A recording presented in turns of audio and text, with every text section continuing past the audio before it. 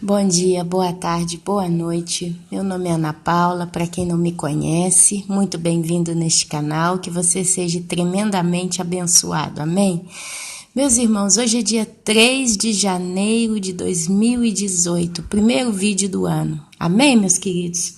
E hoje eu quero falar algumas coisas aqui, que não adianta querer fazer surpresa, que eu boto já o título do vídeo, quem abre já sabe mais ou menos do que se trata, né? Mas a gente está falando aí sobre o arrebatamento. Basicamente, né, nós vamos falar aí sobre o arrebatamento e o livramento do Senhor para aqueles que creem. Meus irmãos, a gente precisa se lembrar só de um detalhe. A palavra de Deus diz que um dos frutos que nós temos do Espírito Santo é o espírito de mansidão. Então, as pessoas que realmente amam e temem e servem a Deus têm que ter esse autocontrole, esse espírito de mansidão. Por que eu estou falando isso? Porque às vezes a gente se depara com certos estudos bíblicos e a gente fica com o sangue como que fervendo, né? A gente não é de acordo com aquilo ali e a gente sai disparando naquele estado de excitação, né, a nossa opinião. Então, eu gostaria só de lembrar para quem não é de acordo com o que for ser dito aqui hoje, que a gente precisa se lembrar que o Espírito Santo nos deu o espírito de mansidão. Então, a gente pode falar o que a gente quiser, mas se lembrando disso, eu sou filho de Deus, o Espírito Santo me selou e eu tenho o espírito da mansidão na minha vida. Amém? Todos os comentários são sempre muito bem-vindos, desde que eles sejam dentro dessa natureza, do espírito da mansidão que vem do Senhor. Amém, meus irmãos? Fora isso, não vou me delongar muito, vamos entrar aqui. Hoje nós vamos ler Apocalipse, 2 Tessalonicenses, nós vamos ler hoje Isaías, vamos ler Mateus e vamos ler Sofonias. Hoje nós vamos estudar em cima desses 5 livros. Lembrando, quando a gente estuda um texto bíblico, principalmente quando está relacionado com profecias, e eu vejo hoje claramente que a Bíblia ela é toda profética, né? Toda a Bíblia hoje ela vai se descortinando para nós e uma coisa vai ligando a outra e vai só clareando progressivamente a revelação das profecias.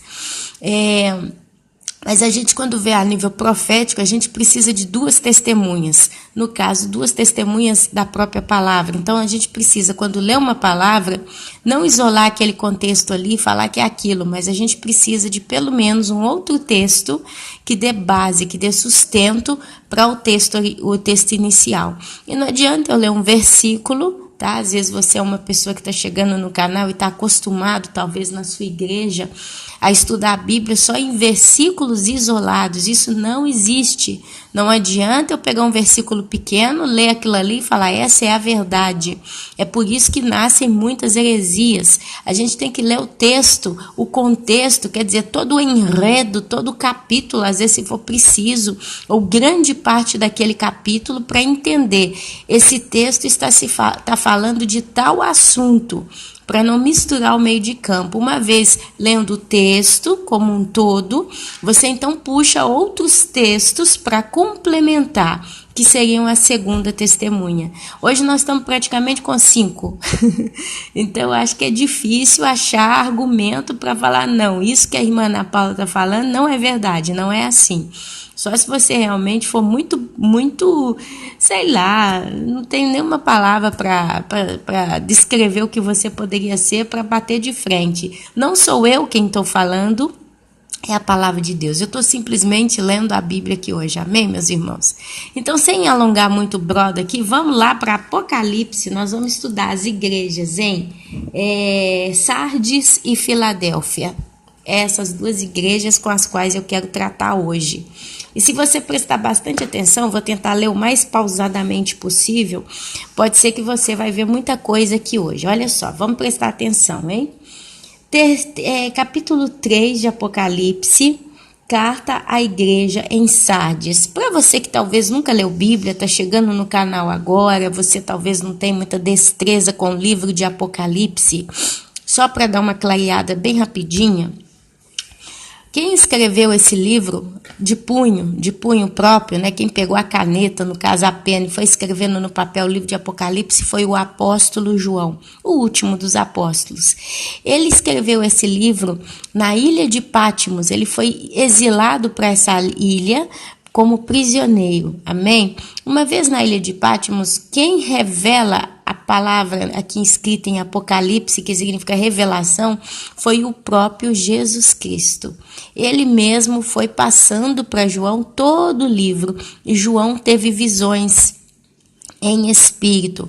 Parte do livro ele teve visões ainda na terra, é como se ele estivesse ali na cela, no local onde ele estava, e ali Jesus aparece para ele, ali mesmo ele escreve, ali ele tem, não vou dizer que ele escreve, mas ali ele tem a primeira parte da revelação, e chega um momento no capítulo 4, que ele é levado aos céus em espírito, e ali ele termina de escrever todo o restante do livro. Amém? Então, ele no capítulo 3, Jesus dá para ele alguns recados para as 7 igrejas as 7 igrejas da Ásia. A Ásia tinha 7 igrejas, ok? E entre essas 7 igrejas, eu parei aqui na carta à igreja em Sardes e depois em Filadélfia. Cada uma dessas igrejas, Deus ele tem um recado para elas. Jesus ele dá um recado para cada uma dessas 7 igrejas. Tem quem diz que foi para aquelas igrejas naquela época e basta. Mas a palavra de Deus é muito clara. O livro de Apocalipse significa revelação. Esse livro ele caminha muito de mãos dadas com o livro de Daniel, por exemplo, entre outros, mas um dos livros que caminha muito firmemente com Apocalipse é Daniel. Se você quiser aprender a entender Apocalipse, você tem que ler Daniel, senão você não consegue ter uma noção do que está falando.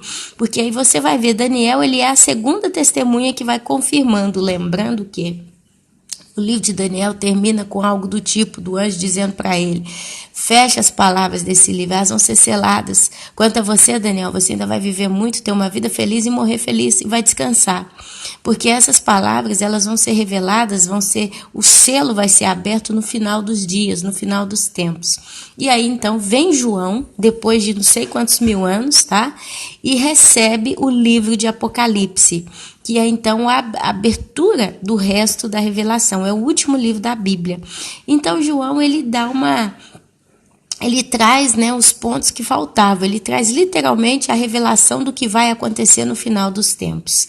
São a revelação dos últimos dias, amém? Então essas cartas não podiam ser para o tempo do apóstolo João e basta. João, ele morreu aproximadamente, nós temos uma ideia, uma média, em 90 anos depois da morte e ressurreição do nosso Senhor Jesus Cristo. 90 anos se passaram, João estava ali naquela ilha, preso, e ali ele teve a revelação.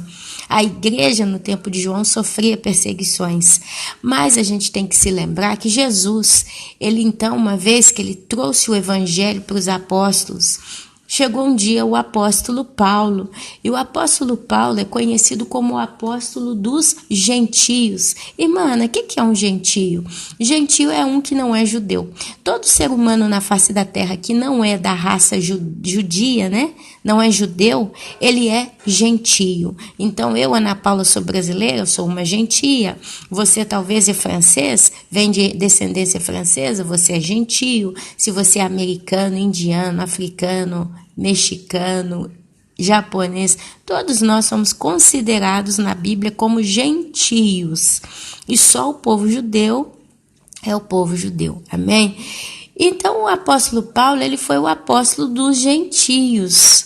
Ele pregou para pessoas que não eram judias e ele levou então o evangelho para o resto do mundo, porque ele foi evangelizando ali na região onde Deus o permitiu estar, e dali a coisa foi se multiplicando. Ide pregai o evangelho a toda criatura, onde se cumpriu o chamado ide. E nessa história toda, chegou até a mão do povo gentio no decorrer desses anos, né? Só que Jesus morreu até os dias atuais, nós estamos numa média aí de 2.000 anos que se passaram, 2018. se surgiu a Bíblia, a palavra de Deus.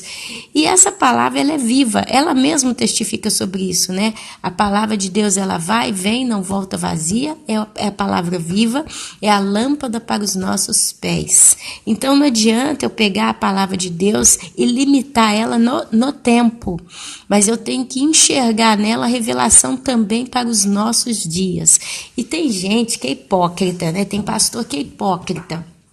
Esses pastores aí, por exemplo, que falam da prosperidade, né? A teologia da prosperidade, por exemplo, muitos deles são hipócritas. Por quê? Porque eles têm a mania de o que agrada o ego deles, o que coça, né, a prosperidade para a vida deles, então eles pegam lá no Velho Testamento e aplicam. Por exemplo, um texto que eles usam muito é quando eles falam das promessas de Deus, que diz, aonde você colocar o teu pé, a planta dos teus pés, a tua mão, esse lugar te será por herança, né? Quando fala lá do povo que dava as primícias, aí eles usam isso aí para ganhar. Mas quando entra nos discursos do Velho Testamento sobre ira, sobre um Deus irado que vai cobrar o pecado, vai cobrar o sangue do justo derramado na terra, eles passam direto. Então é hipocrisia. A Bíblia, no meu contexto, no meu ponto de vista, ou eu aproveito ela toda, ou eu não aproveito. Porque estranhar, esse livro presta, esse livro não presta, esse texto é para mim, esse texto não é para mim, não está certo. Ou é tudo, ou é nada. A palavra de Deus diz que aquele que é morno, Deus vomita. Então não é o que me é conveniente que eu vou usar e aplicar e vou duplicar, mas é tudo, desde Gênesis até Apocalipse, confirmando que a palavra de Deus diz que Deus revela o final do tempo, o fim das coisas desde o princípio. Amém? Sou eu aquele que revela o final desde o início. Então, meus amados, não adianta querer discutir com essas coisas do tempo profético, o tempo das escrituras, aquilo que está na palavra, ele está dentro do tempo. É como se a Bíblia, na realidade, ela tivesse aplicada dentro do tempo eterno. Quer dizer, o tempo eterno, ele é um tempo que ele não tem passado, presente e futuro. Ele simplesmente vai acontecendo. Sabe, é o que eu costumo dizer, por exemplo, para quem tem mania de orar, né, fazer orações devocionais. Às vezes você orou por uma pessoa 10 anos atrás e foi uma oração que o Espírito Santo te tomou e se orou com fervor e aquela oração você sentiu que realmente veio do céu para você e você orou. 10 anos se passaram e você nunca mais orou por aquela pessoa. Mas 10 anos depois você teve notícia que aquilo que você estava pedindo naquela oração para com aquela pessoa se cumpriu. Às vezes você estava pedindo a salvação da pessoa, às vezes era uma pessoa muito perdida. 10 anos depois que ela aprontou, você teve notícia que ela finalmente se converteu. Quer dizer, aquela oração foi ouvida 10 anos depois. Na realidade, ela não foi ouvida 10 anos depois, mas ela foi cumprida, atendida 10 anos depois. Mas ela ficou durante 10 anos brilhando como uma chama viva diante dos olhos do Senhor. É a oração dos santos, né? Inclusive no livro de Apocalipse, a Bíblia fala que Deus vai chegar um momento que um anjo vai pegar uma taça cheia da oração dos santos e vai derramar, acho que é sobre... não lembro. Não vou falar aqui não, porque eu não lembro. Mas derrama essa taça em algum lugar para que se comece a cumprir certas coisas. Então, amados, o tempo eterno, ele é um tempo ativo, eu chamaria isso. Ele é um tempo constante, mas ele é um tempo que está ali, diante de Deus. Para mim, a oração de 10 anos atrás é uma oração velha que às vezes eu nem lembro mais, mas ela continua acesa diante de Deus o tempo todo. É como se ela tivesse sido acabada de ser feita, fresca. Amém? Assim é a palavra de Deus. Ela é fresca. Ela é o pão de cada dia. É por isso que a gente tem que ler a Bíblia todo dia. E ler com o dicionário do lado. Dicionário de português mesmo. Refletir cada palavra, refletir cada frase. Por quê? Porque é assim que a gente se alimenta. Se eu me sentar numa mesa para bater um prato de arroz com feijão correndo de qualquer jeito, depois de pouco tempo eu vou estar ou passando mal, ou vou estar com fome, ou então vou estar engordando. Mas se eu coloco uma dosagem, né, uma quantidade menor, e eu vou degustando a comida, mastigando bem, comendo com calma, meus irmãos, eu fico muito mais satisfeita por muito mais tempo. É por isso que a gente não cai, porque a gente se alimenta da palavra e a gente está bem alimentado. Então a gente não está fraco para cair no engano do inimigo, no engano dos falsos profetas, dos falsos mestres. Mas a gente está de pé e está bem alimentado. E quando alguém vem oferecer comida ruim para nós, a gente olha e fala, não, isso não é comida que serve, porque não dá para eu me alimentar com isso que você está me oferecendo. É onde o povo de Deus está como que os crentes de Bereia. Tudo que lhe é dito, eles vão buscar nas escrituras para ver se tem base bíblica. Amém? Então vamos lá. Igreja em Sardes e em Filadélfia, que são as duas igrejas aqui que me interessam no dia de hoje. Se você quiser, você lê todo o livro de Apocalipse, lê o capítulo 3, tá? Todinho, que fala das 7 igrejas. Mas eu vou ficar aqui sobre essas duas igrejas porque elas estão muito dentro da nossa atualidade. Todas estão. Mas ao que me interessa, para com o assunto do arrebatamento, o que me interessa são essas duas cartas. Amém, meus irmãos? Então vamos lá. Ao anjo da igreja em Sardes, escreve João. João então começa a tomar notas, né? Estas coisas diz aquele que tem os 7 Espíritos de Deus e as 7 estrelas. Conheço as tuas obras, ó Sardes, né? Ó povo da igreja de Sardes, conheço as tuas obras. Que tens nome que vive, de quem vive, mas estás morto. Sê vigilante, consolida o resto que estava para morrer, porque não tenho achado íntegras as tuas obras na presença do meu Deus. Olha só o que ele fala. Ele fala para essa igreja que ela precisa ser vigilante, porque ela não está vigiando. Fala para essa igreja consolidar o resto que estava para morrer, porque aqui a gente entra muito no entendimento do fermento dos fariseus, meus amados. Se eu recebo 99% da palavra de Deus como verdade, mas misturado com esses 99% tem 1% de mentira, esse 1% de mentira, talvez não de um momento rápido ali, de imediato, ele contamina, mas ele vai contaminando aos poucos. É como um câncer. O câncer, ele não prende a pessoa, não pega uma pessoa de uma vez só e mata ela. Não, ele vai comendo, ele vai se manifestando aos poucos, ele vai destruindo a pessoa. E muitos, quando descobrem, já não tem mais nada que se pode fazer. Outros, quando descobrem, ainda tem tempo de se tratar e de se curar, dependendo do nível, do tipo do câncer. Isso aqui vale também. Ser vigilante, consolida o resto que estava para morrer. Então aqui Jesus está falando literalmente que essa igreja, ela tem algo que vem de Deus, algo que é real, é do Espírito Santo, ela tem salvação, ela tem fé, ela tem algo que pode realmente salvá-la, né? Mas aqui Deus está falando que ela precisa consolidar isso que está para morrer. O que é consolidar? É colocar os pingos nos is, sabe? É quando você então acerta a tua personalidade, a tua estrutura, a tua base. Não, é isso, e isso, e isso. E isso aqui já não presta, eu tenho que ser vigilante. Então, peraí, vamos rever.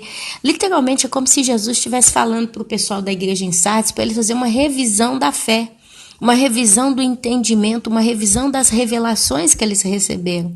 Consolidar o que presta e o que não presta jogar fora, se arrepender enquanto é tempo. E aí ele fala, vigia. Quando a gente fala para uma pessoa vigiar, é porque essa pessoa está dando bobeira. Então você fala, ó, vigia, fique esperto, fique esperto. É esse o recado que Jesus está dando. Porque não tenho achado íntegras as tuas obras na presença do meu Deus.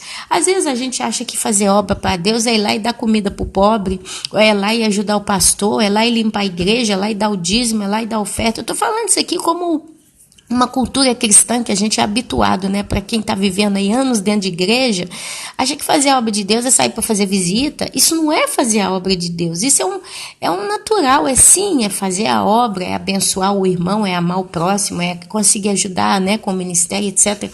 Mas a obra de Deus, ela se resume em você levar o evangelho e trazer a salvação. Ou então você orar e interceder para que Deus toque o coração de uma pessoa que está sendo perdida para que ela se arrependa e volta. Basicamente, a obra de Deus é trazer almas para o reino de Deus, trazer vidas para o reino de Deus. Agora, para fazer isso, eu tenho que ter como base o quê? A palavra. E se a palavra não é bem domesticada na minha mão, na minha vida, se eu não consigo usar essa palavra corretamente, eu estou fazendo obras más. É onde entra o tal do fermento. E eu prolifero o engano, e muitos tropeçam por minha causa. Então, basicamente, a obra de Deus ela é precedida pela palavra.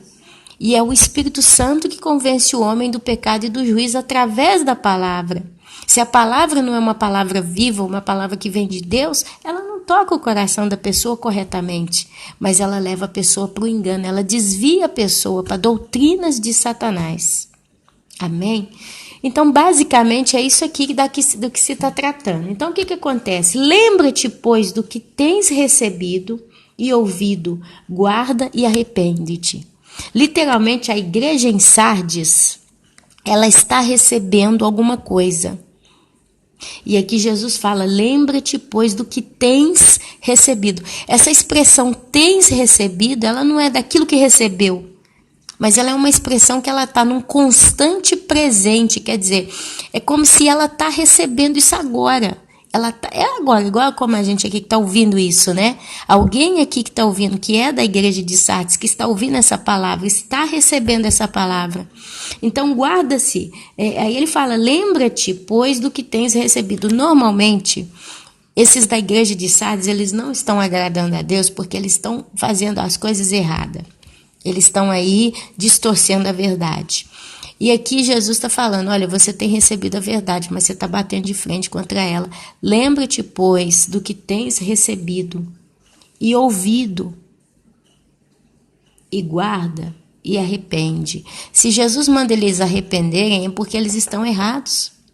Jesus não manda ninguém arrepender se essa pessoa não está fazendo algo errado. Então, se existe o pedido do arrependimento, é porque esses da igreja em Sardes estão caminhando para um mau caminho. E olha só, Jesus agora literalmente, ele não ameaça, mas ele simplesmente declara o que vai acontecer com os da igreja em Sardes se eles continuarem do jeito que estão. Olha só, porquanto, se não vigiares, virei como um ladrão, e não conhecerás de modo algum em que hora virei contra ti. Jesus, ele vai vir literalmente contra esses da igreja em Sardes, através do juízo. Eles provavelmente, meus irmãos, vão ter que pagar com o próprio sangue. O preço deles que eles vão ter que pagar vai ser muito alto. É por isso que Jesus está falando, eu vou vir como um ladrão. Se o pai de família soubesse a que hora viria o ladrão, ele vigiaria, não é verdade? Então você vê a expressão aqui como ladrão, como ladrão. Olha só, se eu sei quando o meu Jesus vai vir, e eu falo que o tempo que ele vai vir é tal tempo, mas esse tempo é precedido por determinados acontecimentos, ele não está vindo como um ladrão. Eu sei, olha, daqui 7 anos Jesus volta. Então, vai aparecer o anticristo, isso é a teoria aí do pessoal, né? Vai aparecer o anticristo, ele vai fazer um acordo de paz com Israel, ele vai obrigar todo mundo a pôr a marca da besta, só que Jesus ele vai nos livrar como ele livrou Noé, quer dizer, ele nos guardou da tribulação, né? Aliás, eles usam a expressão, ele nos guardou na tribulação, quer dizer, eles estão na tribulação, mas estão sendo guardados, não sei como, e no final de 7 anos, Jesus volta para arrebatar a gente. Essa é a expressão usada. Se eu uso essa teoria e falo, não, essa teoria é válida, como é que Jesus então vai vir como um ladrão? Eu sei que ele vem depois de 7 anos contado? Ou eu sei que depois de 3 anos e meio, né, ele vai vir contado? Como é que ele vai vir como ladrão? E por que ele viria como um ladrão contra nós, contra ti, ó igreja em Sardes? Se você está fazendo a coisa correta, por que ele viria nesse ritmo como um ladrão contra ti? Não tem sentido. E por que ele está falando para você se arrepender?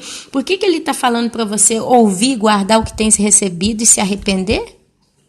Por que ele está falando para você vigiar, ser vigilante, presta atenção, porque senão você vai ficar, o troço vai acontecer, eu vou vir contra você como um ladrão? Então essa é uma igreja, meus amados, que ela está distorcendo tanta coisa. E ela não está agradando a Deus. Por quê? Porque ela está proliferando esse ensinamento enganoso para muitos. Olha só. Tens, contudo, em Sardes, umas poucas pessoas. Olha só, o negócio da igreja de Sardes é forte. Tens, contudo, em Sardes, umas poucas pessoas que não contaminaram as suas vestiduras e andarão de branco junto comigo, pois são dignas. Meus amados, Meus amados, eu poderia achar o texto aqui, mas eu acho que eu não vou conseguir por causa como se diz, eu não vou conseguir achar.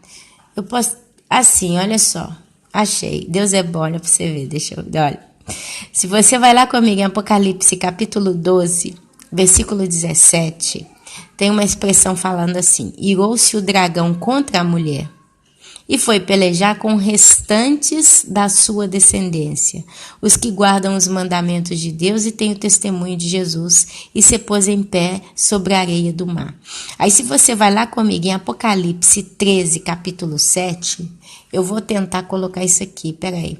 A igreja em Sardes poderia ser, olha só, aqui eu vou colocar aqui Apocalipse 13, 7, Apocalipse 24, e Apocalipse 15, 2. Eu vou pôr isso aí na descrição do vídeo porque é mais fácil. Mas olha lá, o que fala em Apocalipse 13, 7.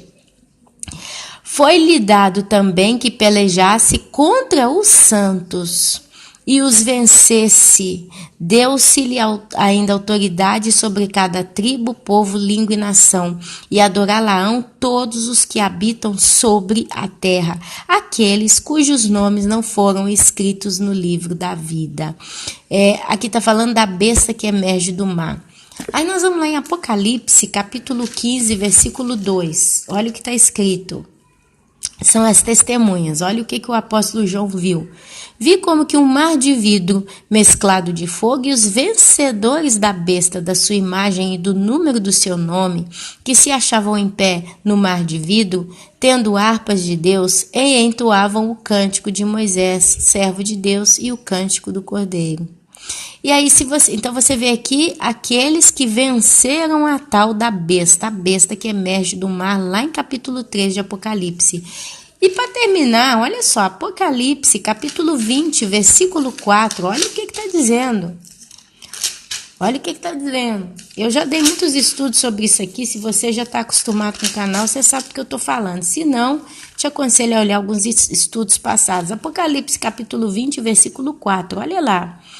Vi ainda as almas dos decapitados por causa do testemunho de Jesus, bem como por causa da palavra de Deus. Tantos quantos não adoraram a besta, nem tampouco a sua imagem, e não receberam a marca na fronte e na mão, e viveram e reinaram com Cristo durante 1000 anos. Meus amados, aqui seria um outro estudo, eu ia ter que voltar e eu perder totalmente o fio da meada aqui do qual eu já estou falando. Mas por que eu li esses 3 textos e eu estou deixando escrito aqui em referência? Para provar para os irmãos que quem ficar na grande tribulação composta de 7 anos, dividida em grande tribulação, né?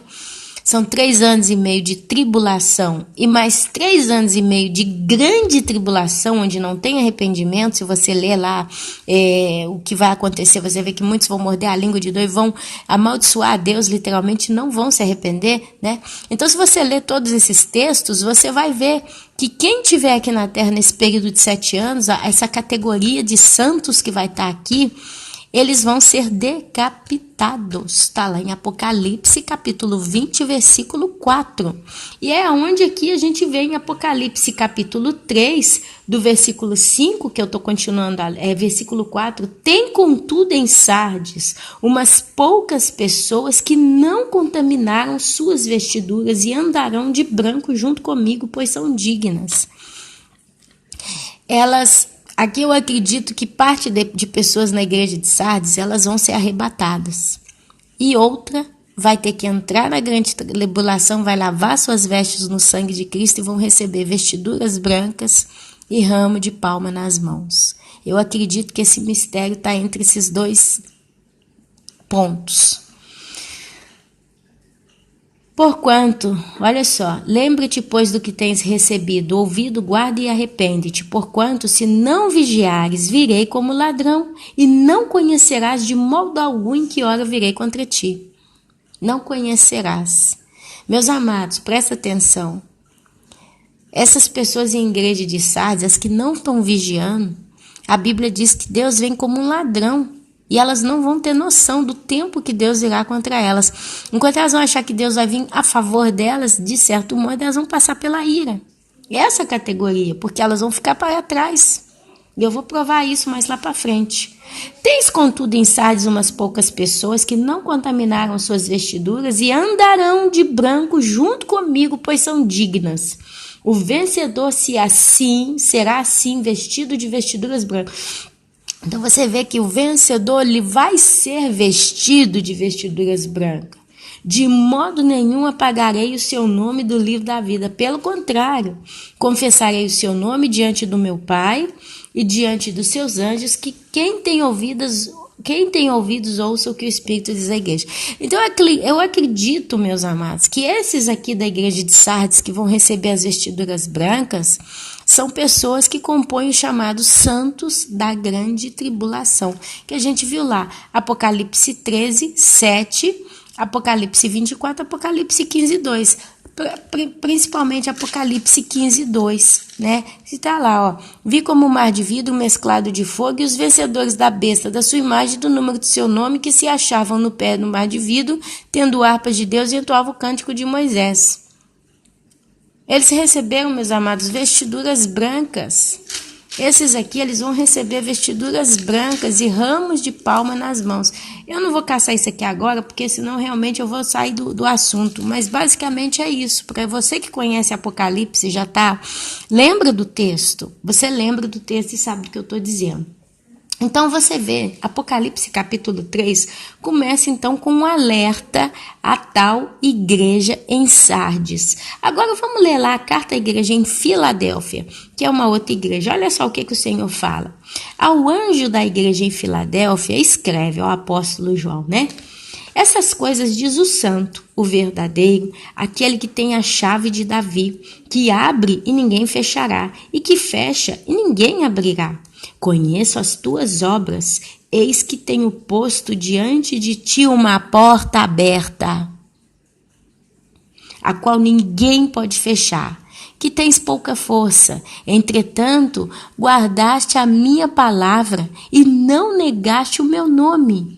Eis que farei que alguns dos que são da sinagoga de Satanás, desses que a si mesmos se declaram judeus e não são, mas mentem, eis que os farei vir prostrar-se aos teus pés e conhecer que eu te amei. Porque guardastes a palavra da minha perseverança. É uma igreja de muita fé, meus irmãos. A igreja de Filadélfia. Também eu te guardarei da hora da provação que há de vir sobre o mundo inteiro. Aqui então não está falando para a região lá de Jerusalém, não está falando para judeu, não está falando para uma cidade específica, mas está falando literalmente, Jesus diz, porque guardaste a palavra da minha perseverança. O que é perseverar? É insistir. Uma pessoa perseverante é uma pessoa que insiste, ela combate, ela vai, ela guarda a fé, ela acredita, ela tem esperança. Efésios capítulo 6, você lê lá depois a armadura de Deus. Essas são as pessoas que perseveram. E aqui fala, do jeito que você guardou a palavra da minha perseverança, eu, Cristo, também te guardarei da hora da provação que há de vir ao mundo inteiro para experimentar os que habitam sobre a terra. Não é guardar na hora, é guardar da hora. Quando eu uso o termo da hora, eu estou literalmente retirando você daquele ambiente. Não naquele, se eu vou guardar você na hora, eu vou ficar guardando você, eu vou ficar vigiando você, eu vou te proteger dentro do evento. Mas se eu falo da hora, eu tiro você do evento, eu não deixo você estar ali dentro. É o português, está aqui, ó, da hora, da provação que há de vir sobre o mundo inteiro. Olha só como que ele usa o tempo, os tempos aqui no português. Ele te guarda da hora da provação que há de vir sobre o mundo inteiro. Essa provação ainda não veio. O mundo ainda está bom.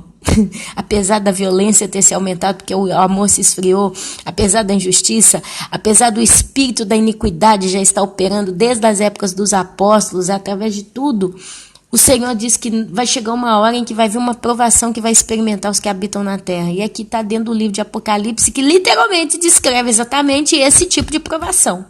Então é coincidência que nós estamos lendo esse texto aqui dentro do livro que fala da provação que virá? Estranho, né? Conserva o que tens, para que ninguém tome a tua coroa. Aqui você tem que guardar o que você tem, ó igreja de Filadélfia. Para que ninguém tome a tua coroa. Está falando aqui do espírito de engano. São esses que vão caindo aos poucos. Infelizmente, a gente tem visto irmãos caindo. Pessoas da igreja de Filadélfia que não estão conservando o que tem. Quer dizer, Deus trouxe para você uma revelação através de um sonho, através de uma visão. O Espírito Santo falou com você, por exemplo, coisa dos tipo, não tem mais tempo para pecar. E aí veio, de repente, do nada, começa a vir mensagens sobre o arrebatamento da igreja, coisa que você nunca ouviu. Foi o que aconteceu comigo. Mais de 20 anos de igreja boa, igreja grande, igreja cheia de pastor e tal. Nunca ninguém falou sobre o arrebatamento. Nunca. Venho para essa bendita Itália, passo uns anos aqui aprontando, desviada do caminho do Senhor. Um belo dia o Senhor fala, basta, não tem mais tempo para pecar. Eu estava com a vassoura na mão, a Bíblia do lado, cheia de poeira. Eu olhei para a Bíblia e foi engraçado, né? Eu não consigo ler a Bíblia, eu não tenho tempo. O Espírito Santo fala na hora, engraçado, para jogar o joguinho da fazendinha, que eu gosto desses joguinhos online, né? De fazendinha, fazer cidade, é comigo mesmo. Engraçado, para ficar vendo televisão a tarde inteira, você tem tempo, mas você não consegue tirar 10 minutos para mim. Eu enfiei a cara na terra ali de vergonha. Daquele dia eu decretei, não, eu vou começar a ler a Bíblia a partir de hoje. E comecei. Curiosamente, alguns pouquíssimos meses depois, começa a vir só mensagem sobre o arrebatamento. Do nada. Não fui eu que procurei. Como que eu vou procurar pelo que eu não sei? Como que eu vou querer entender um assunto que ninguém me diz que ele existe? Como que eu vou querer saber se existe água colorida, né, multiforme, se ninguém nunca disse, olha, existe água colorida? Eu não posso procurar por aquilo que eu não sei.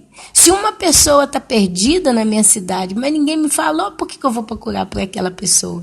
Então, para que eu procure algo, aquilo vem apresentado a mim. Foi o que acontece, é o que acontece com o povo de Deus, que está sendo né, desperto nesses últimos dias, nesses últimos tempos, sobre o arrebatamento.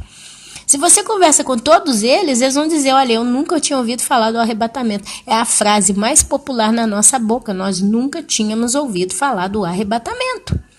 Mas antes de ouvir falar do arrebatamento, todos nós ouvimos falar, não tem mais tempo para pecar, está na hora de consertar. E curiosamente, essa turma toda, incluindo eu, começamos então a consertar e nunca mais voltamos a praticar aquelas coisas com tanta frequência de pecado, mas a gente focou em ler a Bíblia, focou em se arrepender e nós temos mantido esse compromisso com Deus. E aí, de repente, vem a notícia, a cerejinha em cima da torta, o arrebatamento está próximo. Curiosamente, não foi uma pessoa, não fui eu que procurei, veio. Isso eu não estou falando de mim, foi para todo mundo.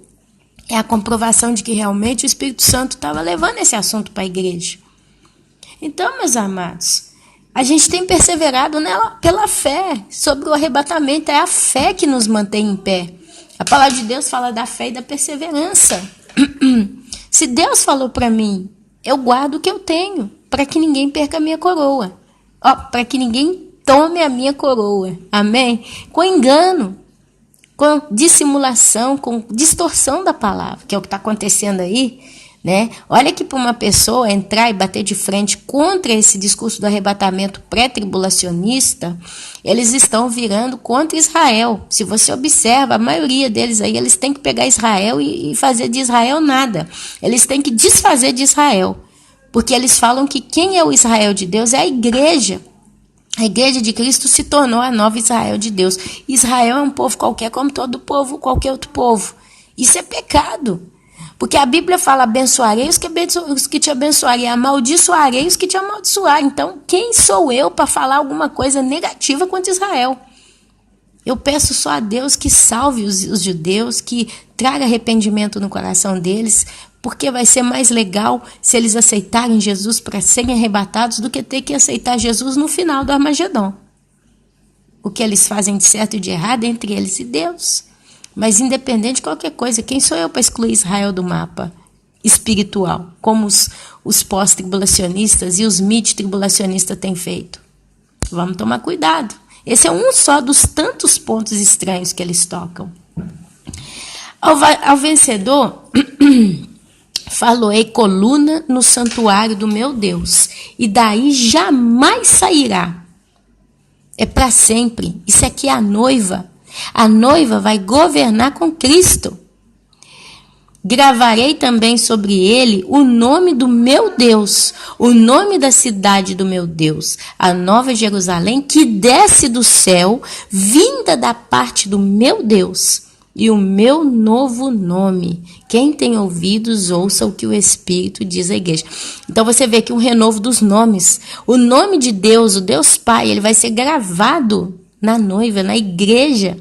O próprio novo nome de Jesus Cristo vai ser revelado. Então, Yeshua, Yeroshua, Yehoshua, Yaoshua, Jesus Cristo.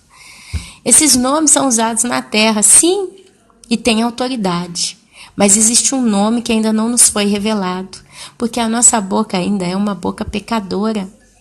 E nada que vai ser da eternidade pode ser profanado. É por isso que a Bíblia fala, nem olhos viram, nem ouvidos ouviram, nem jamais chegou ao coração daqueles que amam a Deus aquilo que Deus tem preparado para aqueles que o amam. Nada que é da eternidade, gente, do jeito que é, nos foi revelado. Por quê? Porque senão seria profanado. Seria profanado. Você já percebeu, não sei se isso aconteceu com você, de você ter tido uma visão com Jesus. Você teve uma visão de... Eu tive uma visão de Jesus. Curiosamente, ele estava vestido de branco, com aquela túnica típica, né? O cabelo era grande, não era um cabelo anelado, não era um cabelo liso demais, então era um cabelo ondulado, tipo um castanho. Ele tinha uma cor de pele clara, mas não era uma coisa decidida, não era branco, não era negro, não conseguia definir, porque eu não conseguia ver o rosto dele. Eu não consegui ver a cor dos olhos dele, eu não consegui ver o rosto de Jesus. A gente tem uma ideia de uma sombra, né, do que ele é fisicamente, mas a gente não consegue ver ele face a face como ele é. Por quê? Porque isso tudo vai ser revelado para a gente na glória. Quer dizer, eu vi e não vi. Eu sei que é ele, eu sei que ele é de uma estatura alta, eu sei que ele estava com o cabelo abaixo do ombro, eu sei que ele tinha barba, ele era de cor clara, mas não era branco do tudo, branquinho, né? Mas, entendeu? Por quê? Porque os meus olhos, meus amados, do mesmo jeito que eles têm visão espiritual, eles veem também uma propaganda obscena na televisão. É profanar as coisas da eternidade. Isso é um outro assunto também. Mas o que eu quero dizer com isso? Eu quero dizer que nós temos diante dos nossos olhos duas igrejas em Sardes e igreja em Filadélfia. A primeira, ele literalmente fala que ela tem que vigiar, porque senão ele vai vir como um ladrão, na hora que ela menos esperar vai ser pega de surpresa. E ele vai vir contra ela. Diz que dentro dela ainda tem alguns que não perderam, né, a sua fé, que estão ali com a santidade e vão ser vestidos de branco e jamais Deus vai riscar o nome dessas pessoas do livro da vida. Curiosamente, se você vai estudando Apocalipse, você vê que aqueles que não têm o nome no livro da vida recebem a marca da besta, adoram a besta e vão para o lago de fogo e enxofre. Então ele fala, ser perseverante até o fim, né, ser forte, né? Então você vê aí que é os santos da grande tribulação, pelo menos, se não é como um todo, grande parte deles. E já na igreja de Filadélfia, você não vê aqui nenhuma, entre parênteses, ameaça. Aqui a única coisa que o Senhor fala é, porque guardaste a palavra da minha perseverança, também eu te guardarei da hora da provação que há de vir sobre o mundo inteiro. Quer dizer, existe uma garantia. Aqui Jesus, ele literalmente está falando que o povo dessa igreja de Filadélfia, eles têm a garantia da palavra de Jesus, que eles vão ser guardados da hora da aprovação. Quer dizer, eles não vão estar. Então, quem é da igreja em Filadélfia? Quem aqui está ouvindo esse áudio se sente da igreja em Filadélfia? E infelizmente aqui, quem está ouvindo esse áudio se identifica com o povo da igreja em Sardes. Mas se você está ouvindo essa palavra, ainda tem tempo de se arrepender, ainda tem tempo de voltar à mensagem original que o Senhor te deu e repensar naquilo que você está estudando, ouvindo e crendo atualmente. Mas eu quero continuar. Vamos lá. Olha só. Se para a igreja em Sardes Deus fala que eles têm que vigiar, vamos lá e fala que a igreja em Filadélfia é uma igreja que vai ser guardada da hora da provação. Por que a gente então não vai lá em 2 Tessalonicenses, capítulo 5, do versículo 4 ao 11? Vamos ver o que o apóstolo Paulo já dizia? Olha lá. 2 Tessalonicenses, capítulo 4, do 5 ao 11. É isso mesmo?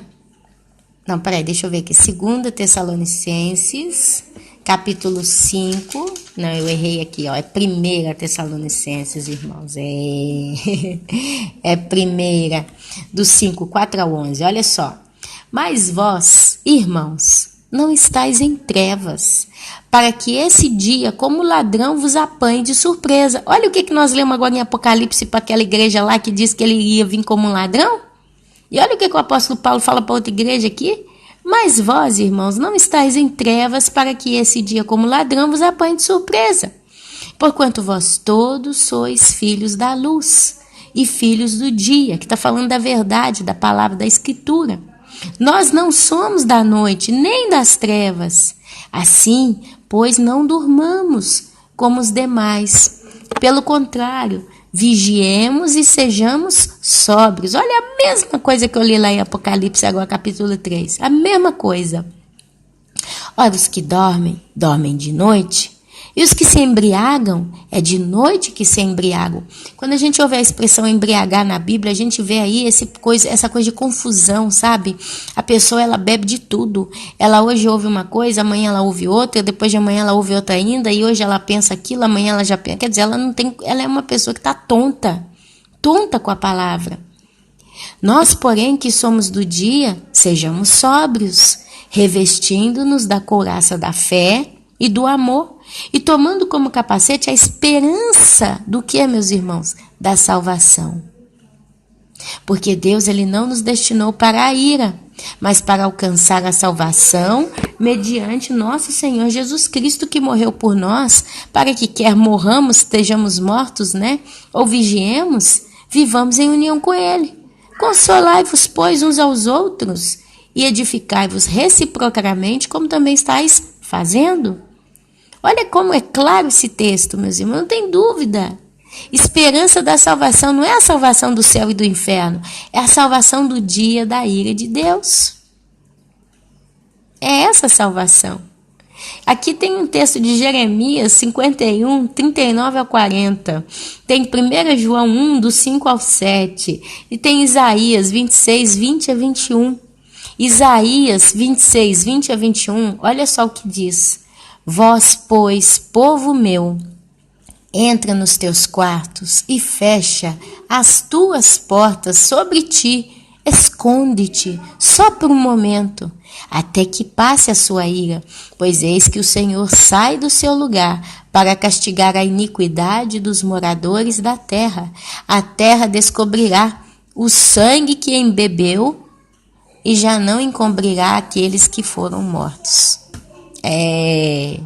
Olha só, para vocês verem o alerta, como casa com 1 Tessalonicenses, como casa com os textos das igrejas que eu acabei de ler. Até que passe a sua ira. Isaías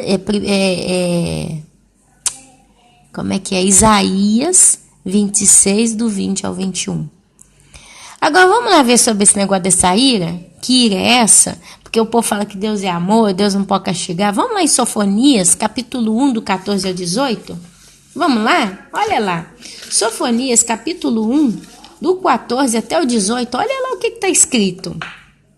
Sofonias 1, 14 ao 18. Está perto o grande dia do Senhor.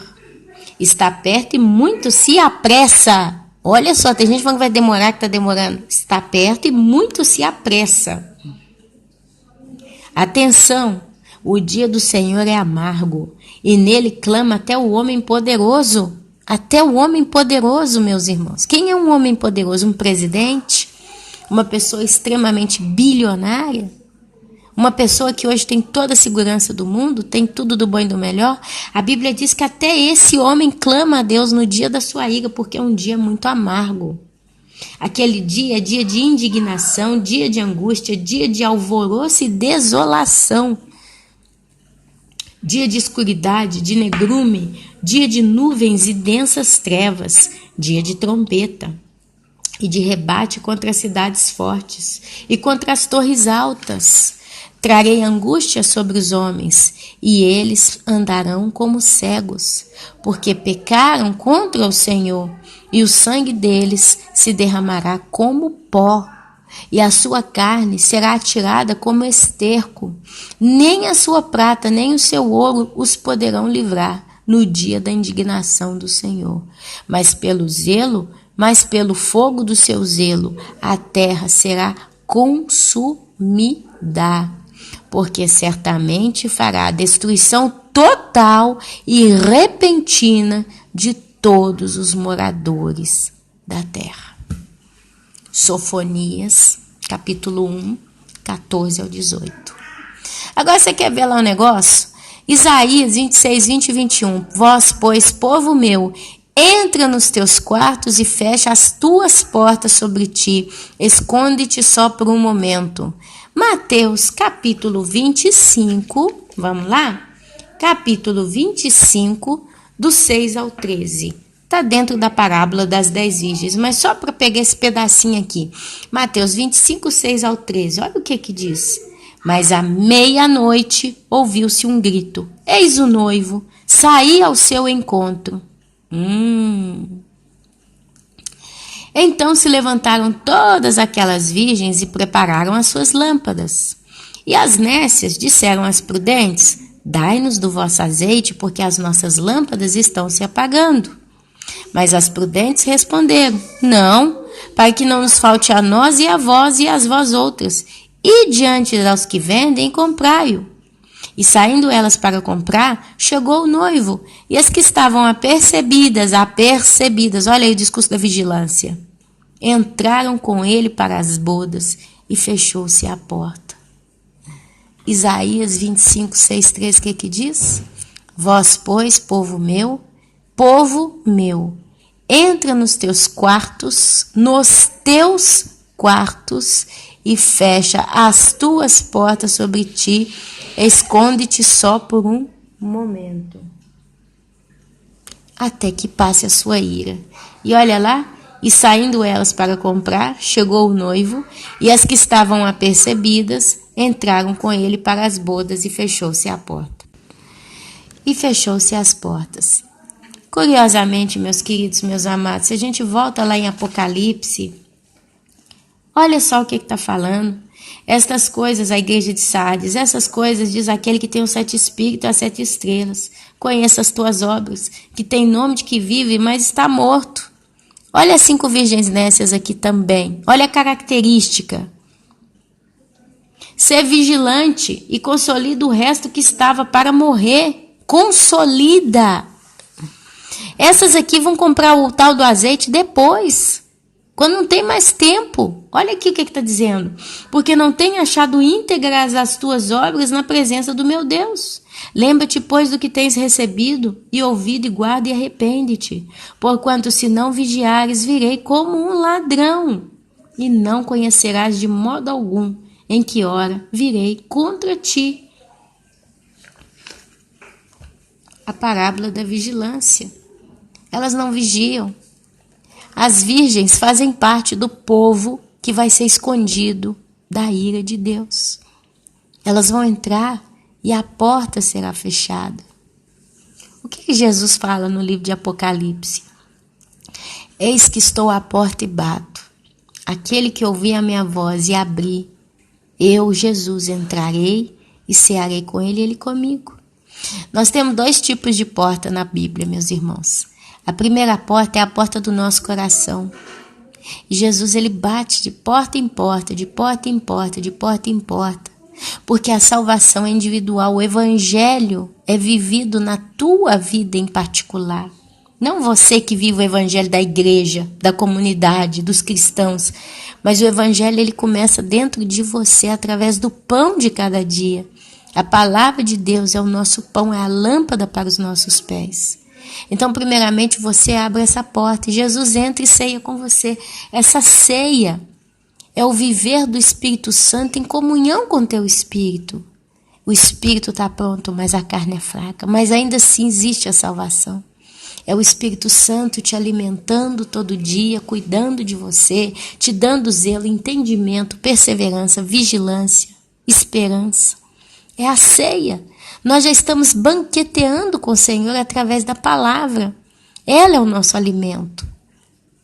Mas vai chegar um dia que uma outra porta será aberta, que é a porta do céu. Essa porta vai ser aberta num abrir e piscar de olhos. E todos aqueles que creram nessa esperança vão passar por essa porta. E essa porta depois vai ser fechada. Quem ficar do lado de fora vai ficar em estado de choro e ranger de dentes. Esse choro e ranger de dentes não é o inferno, mas é a grande tribulação na qual eles vão estar ali. E eles vão ser literalmente pisados no largar da ira de Deus. E vão ter que lavar as vestes no sangue do Cordeiro. Vão ser decapitados pelo anticristo. E somente depois vão entrar para a eternidade, onde eles vão receber as vestes brancas, raminho de palma nas mãos. E vão reinar com Cristo somente por 1000 anos. Esse é o que eles vão receber. Depois a Bíblia não fala mais nada. Não vão para o lago de fogo e enxofre, vão estar salvos eternamente. Mas o que eles vão fazer? Não sei. Então, esses textos, meus irmãos, pelo menos para mim, está muito claro. E não é o primeiro estudo que eu faço na minha vida sobre o pré-tribulacionismo, o livramento de Deus no grande dia. Não é a primeira vez. Então eu te aconselho depois, volta atrás nesses textos, senta com a tua Bíblia e leia esses textos, que está tudo escrito nas referências. Leia. Vocês querem ver que a parábola do ladrão, eu não sei aqui onde é que ela vai estar. Eu não sei onde é que está aqui. Se o pai de família soubesse a que hora viria o ladrão, ele vigiava, né? Eu aqui, infelizmente, eu não sei nem onde que eu acho esse texto. E aqui eu não vou ficar procurando. Mas aqui, a parábola da figueira, exortação à vigilância. Acho que é isso aqui. Olha aqui, vou ler essa parábola. Eu vou ler a parábola da vigilância. Porque se o nosso texto está todo em torno à vigilância, vamos ler. Mateus, capítulo 24, 32, até onde Deus mandar. Vamos lá. Aprendei, pois, a parábola da figueira. Quando já os seus ramos se renovam e as folhas brotam, sabeis que está próximo o verão. Assim também vós, quando virdes todas essas coisas, sabeis que está próximo às portas. Olha aí o discurso de porta, sempre a tal da porta. Ele está próximo às portas, você está vendo os sinais. Em verdade vos digo que não passará esta geração sem que tudo isso aconteça. Passará o céu e a terra, porém as minhas palavras não passarão. Mas a respeito daquele dia e hora, ninguém sabe. Nem os anjos do céu, nem o Filho, senão o Pai. Pois assim como foi nos dias de Noé, também será a vinda do Filho do Homem. Porquanto, assim como nos dias anteriores ao dilúvio, comiam e bebiam, casavam-se e davam-se em casamento, até o dia em que Noé entrou na arca. Olha o ato acontecendo. Noé entra na arca. E não perceberam, senão quando veio o dilúvio, e os levou a todos. Assim será também a vinda do Filho do Homem. Então 2 estarão no campo. Olha o arrebatamento aqui. Um será tomado e deixado o outro. 2 estarão trabalhando no moinho. Uma será tomada e deixada a outra. Portanto, vigiai, porque não sabeis em que dia vem o vosso Senhor. Mas considerai isto. Se o pai de família soubesse a que hora viria o ladrão, vigiaria e não deixaria que fosse arrombada a sua casa. Por isso ficai também vós apercebidos, porque a hora em que não cuidais, o Filho do Homem virá. Então, meus amados, olha que coisa pesada. Esse texto é pesado. A hora em que não vigiais, que não cuidais, o Filho do Homem virá.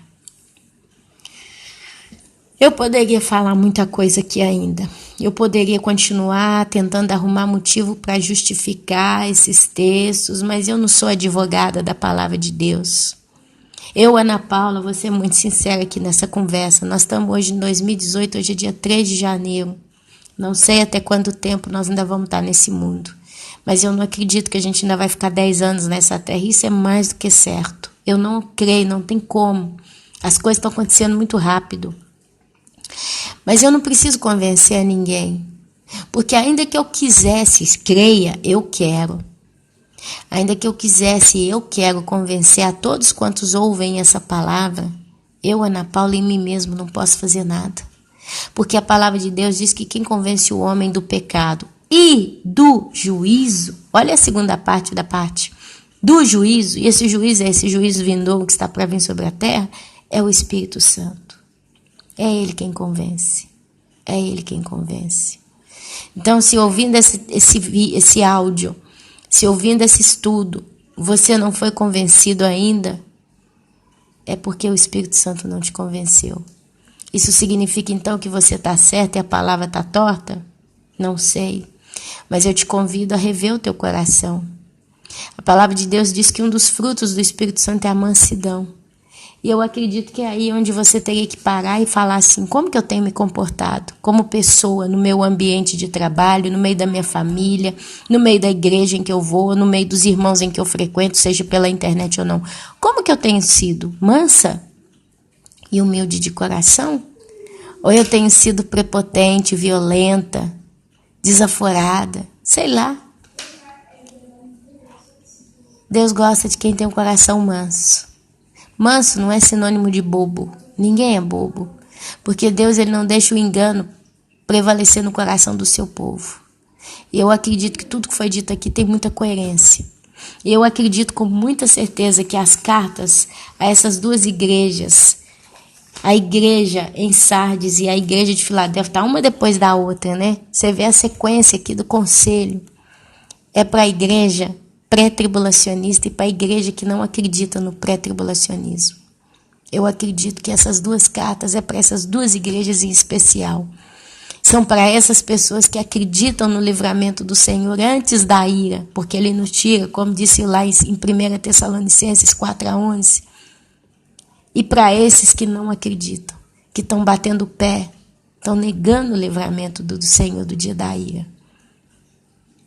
Vai ser muito triste, meus irmãos.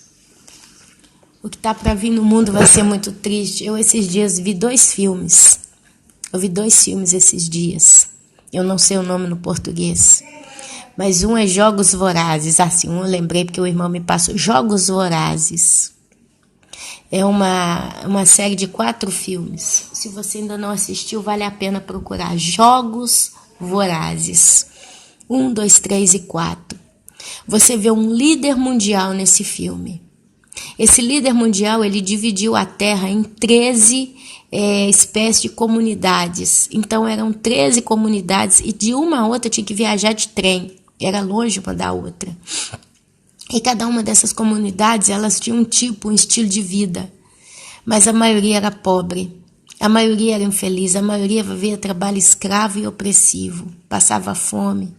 E para piorar, os Jogos Vorazes, todos os anos, esse opressor ele fazia um jogo em que ele sorteava o nome de 2 jovens de cada uma dessas repartições dessas comunidades.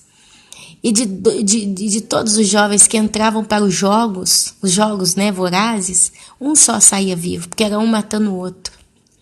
E aí então, no meio disso, surge a história da rebelião do povo. O povo se rebela. Curiosamente, esse líder mundial, ele tinha a sua cidade. A cidade dele era toda moderna, era tudo do bom e do melhor. O povo se vestia bem, o povo comia nas festas. Depois tomava uma espécie de um coquetel para vomitar, para começar a comer de novo. E ali no último filme dos 4, né, da saga, eles foram para destruir, eles foram até o seu quartel-general para matar esse líder, né, para acabar com essa opressão, esse governo de opressão. E ali, meus amados, eles passam em situações em que a gente vê a tecnologia controlando eles o tempo todo. Eles não tinham como se esconder. Aonde eles se escondiam, eles eram vigiados, eles tinham câmera de segurança na cidade inteira. Aí eles decidem ir pela parte subterrânea da cidade, porque era onde não tinham as armadilhas, é onde não tinha as emboscadas, e eles vão pelo subterrâneo. Aí, pelo subterrâneo, tinha câmera de segurança que vê eles também. Aí, então, aquele moço manda um exército muito forte para tentar matá-los. Aí eles veem só uma solução, jogar-se no esgoto, na parte de água da cidade, né? na parte de esgoto mesmo, acho que é esgoto. E eles vão caminhando ali no meio da água até a cintura, aquele lugar escuro, e eles vão caminhando, passando de um lugar, de uma galeria para outra, de uma galeria para outra, e aí o que aparece? Aparece os híbridos. Se você ainda não estudou sobre os Nefilins, capítulo 6 do livro de Gênesis, vai lá. A Bíblia fala que quando o Senhor Jesus for vir, vai ser como nos dias de Noé. E naquele tempo existiam os grandes heróis daqueles dias, os Nefilins. Os filhos dos Nefilins com as filhas de Deus, que é, os filhos da mulher com os filhos de Deus, que é os anjos caídos, né? E ali a Bíblia fala que vai ser como nos dias de Noé. E no filme aparecem os híbridos, que eram monstros, eram seres geneticamente mutados. E eles vão como demônios em cima desses rapazes, dessas moças que estavam ali tentando. E tem uma carnificina no esgoto da cidade. E só escapa, acho que 4 ou 5 escaparam. Conseguiram sair dali. E o tempo todo muita tecnologia no filme. O tempo todo muita tecnologia no filme. Vale a pena, você vai assistir, você vai ter uma ideia do que é viver debaixo do reino do anticristo. Só uma ideia, só uma ideia. Depois eu assisti esse filme novo, saiu agora, Sete Irmãs, que é um filme em que chegou um momento em que a Terra estava muito densamente populada e uma presidente, uma líder, sempre um líder mundial, né? Nesse caso era uma mulher, decide que um casal podia ter só um filho. Sabe o que ela faz? Ela pega o segundo, terceiro, quartos filhos, leva para o instituto e mata queimado. E essas 7 irmãs foram nascidas e escondidas. E elas são gêmeas, 7 gêmeas, igual, idênticas. E ali o pai colocou o nome de cada uma delas em um do dia da semana. Então, a domingo, a segunda-feira, a terça-feira, e elas iam sair no dia delas e trabalhavam. Até que elas são descobertas também, e é uma outra conversa aí o filme, sobra 2. Mas a gente vê o filme recheado de tecnologia, vigilância, localização. Eles tinham como localizar as pessoas em qualquer lugar. E aí você vê a marca da besta, porque elas tinham que ter uma marca, elas tinham uma espécie de uma pulseira. E essa pulseira, esse bracelete, elas passavam ele no identificador e ali aparecia quem era ela, tipo sanguíneo, se era uma pessoa livre, não, se era mãe, se não era mãe. Toda a identidade dela aparece no filme e aí ela pode passar para trabalhar. Ela só com aquela pulseirinha ela podia comprar, ela podia trabalhar, ela podia caminhar na cidade. Sem aquele bracelete ela não podia fazer nada. Coisa do inferno, meus amados, está vindo por aí. As coisas estão acontecendo, o povo não está vendo. O Walmart está espalhado pelo mundo inteiro. Aqui na Itália não tem Walmart, eu não sei como é que vai ser na Europa. Mas o Brasil, os Estados Unidos, eles já estão prontos. Procure aí, eu não vou falar aqui no meu canal não, porque já tem canal falando muito bem sobre isso, muito melhor do que eu. Mas procure aí sobre o Walmart. Dá uma olhada o que está acontecendo. Está falando tudo. O povo vai ser induzido como o animal é induzido para armadilha, para emboscada. E vão ser aprisionados. Eu não sei, meus amados, por quanto tempo o canal ou canais como esse que você está ouvindo vão estar no ar. Mas ele está agora, e você agora está ouvindo essa mensagem. Sabe, a gente fica aí enchendo o peito de coragem, porque a gente escuta esses pregadores falando, né, que a gente vai passar pela grande tribulação, e a gente enche o peito de coragem dizendo, não, eu vou ser forte, porque os covardes, né, os pré-tribulacionistas são covardes. Eu sou covarde mesmo, eu não quero passar por ela. E eu estou vigiando e eu estou buscando a minha vida em santidade. E eu acredito que Deus vai me livrar desse dia. Ah, Ana, e se Deus não livrar? E se quebrar o pau e você entrar na grande tribulação, como é que você vai fazer? Deus o sabe. Porque Deus dá a vida e Deus tira. A minha resposta para você é sempre essa. Deus, Ele é o Deus da minha justiça. Ele é a justiça na minha vida. Ele é a justiça como se em si mesmo. Então, Ele dá, Ele tira. Ele vai fazer da minha vida o que Ele quiser. Mas a minha esperança é que Ele vai me retirar disso aqui antes que o fogo venha. Então, minha querida, meu querido, eu sei que nós estamos muito perto do arrebatamento. E ainda tem tempo de voltar, repensar, analisar a tua vida e decidir realmente o que eu estou vivendo e fazendo está certo. Tudo que Deus pede para nós é uma vida de santidade, de mansidão e de perseverança. É levantar todos os dias de manhã, ler a palavra, é orar por você, orar pela sua família, orar pelos amigos, orar pelas pessoas que Deus pode salvar. É procurar levar uma vida com integridade, com correteza. É isso que Deus está pedindo de nós. E falar essa mensagem, abençoar os que têm sido uma bênção na vida de muitos, entrar em intercessão. Sabe, a oração do justo, ela move o coração de Deus. Ainda é tempo, minha irmã. Ainda é tempo, meu irmão. O arrebatamento está às portas. A geração da figueira na qual se refere Mateus já brotou. Brotou no ano de 1942. 42 ou 48? Aqui eu faço confusão, mas são 70 anos. Israel fez 70 anos como nação. E a geração não vai passar sem que tudo isso aconteça. Eu nasci na metade dessa geração. Meus filhos nasceram no final dessa geração. Um nasceu em 2010, o outro nasceu em 2000 e... esqueci a data de nascimento do meu outro filho aqui. É tanta coisa que eu tô falando. 2007. 2007 e 2010. Eles nasceram ainda dentro da geração. Mas já os filhos deles não nascerão dentro da geração do brotar da figueira. Porque nós passamos de 2018. Todo mundo que nasce agora já está na uma outra geração. Já faz parte de uma outra geração, sem ser do brotar da figueira. Mas nós ainda estamos aqui. Nós ainda estamos vivos. E a Bíblia diz que nossa geração não vai passar sem que todas essas coisas aconteçam. Então significa que essa é a última geração e ainda vai acontecer tudo dentro dela. Esse mundo não tem mais 50, 60, 70 anos pela frente. Eu acredito que não tem nem 10. Eu já acredito que daqui 20, 15 anos nós já vamos estar no milênio. Mas isso é uma coisa minha. Qual é a coisa tua? E detalhe, qual é a coisa tua para com Deus? Faça essa pergunta. Leve em consideração esses textos. Leia-os com mais calma. E você vai ver que Deus, Ele é o Deus que revela. Quero só deixar uma observação. Se você ler esses textos com calma, veja que tem a referência. Sabe, quando você vê um texto bíblico, aí tem uma letrinha pequenininha. Corre lá embaixo no cabeçalho da Bíblia e vai ver de qual texto ele dá referência. É a segunda testemunha. Porque aqui eu não pude pôr tudo, porque é muita coisa.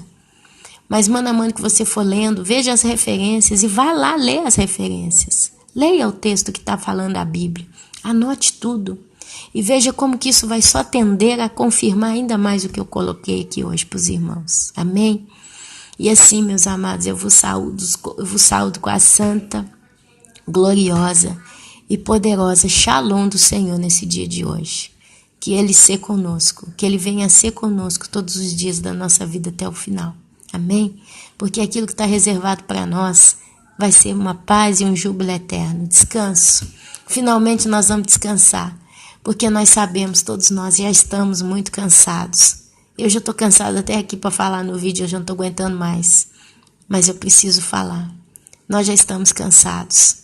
Mas breve é o nosso descanso. Tá perto. Esse tempo de aguardar é breve. Nosso descanso está às portas. Amém? Que o Senhor vos abençoe com a santa e gloriosa e poderosa Shalom dele. Amém, amém e amém.